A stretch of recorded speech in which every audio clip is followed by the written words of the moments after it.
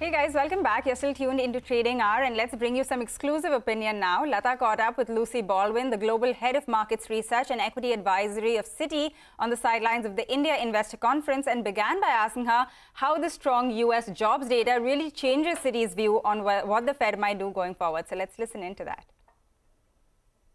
Look, I think really, ultimately, the market is trying to understand how strong is this labour market. Clearly, that one data point alone suggests it's very strong and suggests there's no imminent recession coming. But I think you have to look at that data alongside other data points. You can see why the market's reaction to it was, oh my goodness, the Fed's going to have to keep going for longer and go higher, and you had a bit of a risk-off moment. There's no doubt that that is the natural conclusion when you see a data set like that coming, having had, I think, 5 months of declining data trends from that perspective. But I think when you sort of broaden it out and you look at some of the other numbers that we've seen come through, there are signs that really inflation is softening. It's clearly off peaks. You know, goods inflation may well, in many cases, be rolling over and declining. Services inflation clearly still running hot. I mean, our view is that the Fed goes to 5.25, 5.5%, and that's the terminal rate. We don't have a cut this year, but the market, certainly prior to that number, had been super excited that you were going to see that cut coming through later in the year, and that was getting markets incredibly excited.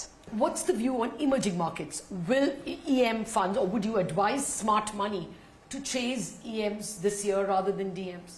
Yeah, look, it's a great question, because as we know, as the world starts to think about this Fed pivot and perhaps at some point then the cutting and the loosening of financial conditions, it's reasonable to expect to see flows come back into emerging markets, you know, as an asset class, clearly.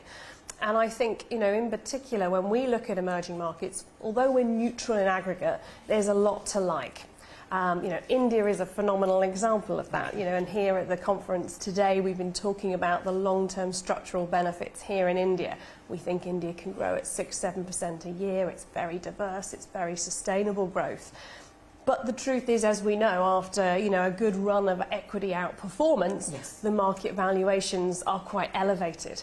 So, for example, for us, from an equity perspective within EM, we actually like China here. And again, there's some fairly obvious reasons for that with the reopening trade.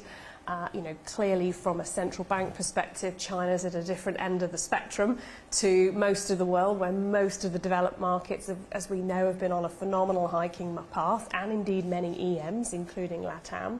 And, you know, I think for us, China and the reopening is a big opportunity for people to have a look again at that market from a performance perspective. But medium term, a market like India is going to be a core overweight for many portfolios, no doubt. You know, this theme that China's reopening and therefore it's more attractive than India, because India all through 22 was an attractive story because it didn't depend on global trade as much as domestic consumption.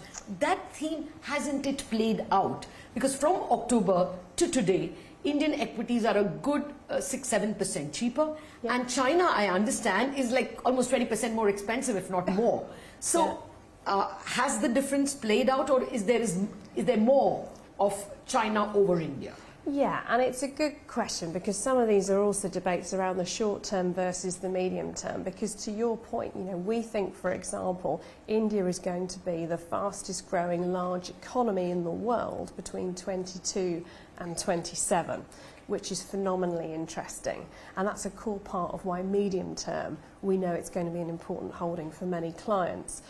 Obviously, you know, China has seen this very rapid rebound from a reopening, but at some point there, clearly, you can expect that inflation will bite and the central bank will have to take action. And so at that point, you would expect that market regime and that market dynamic to change. And you're absolutely right. Therein provides an opportunity again for investors to look at India very favourably, one would imagine. Within India, going by what you're saying, you wouldn't like the tech, but you would like the domestic facing stocks because you are betting on a 5-year good run for the economy. Would that bifurcation be fair?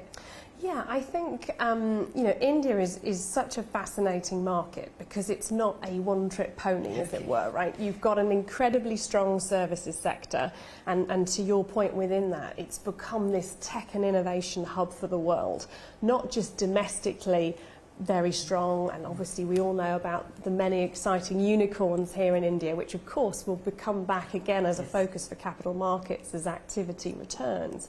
But also the big story clearly right now for India is this reconfiguration of global supply chains. It's going to be, I suspect, a theme that shapes our current era for many years, and India should be a massive beneficiary of that. So we'd be looking for sectors where there's that opportunity. As well as that, I think you've got to look for things like the consumer.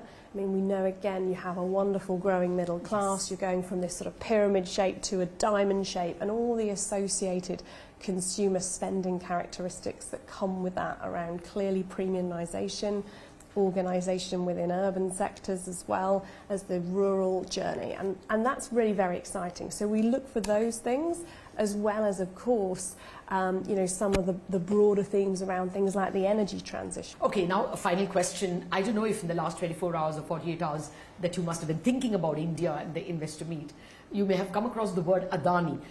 You know, there are some criticisms, allegations made against that group, and those stocks have been falling. Does that spoil the India story for you? Well, as you know, although I can't comment on the specifics around the Adani companies, I think it's very clear that Adani is not India, and it is not the India opportunity.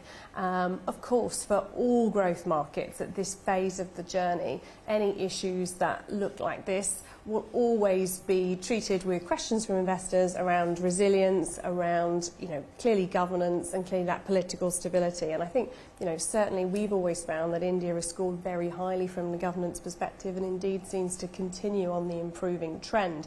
But yes, of course, these moments always cause investors to look, because it's important from a foreign direct investment perspective that that confidence is there in the system. And we've seen that that confidence has been in this system for many years now, and investors have loved the Indian market, as evidenced by the valuations people are happy to pay. Very interesting conversation there, but we need to slip into a short break. We'll come back with more on the markets.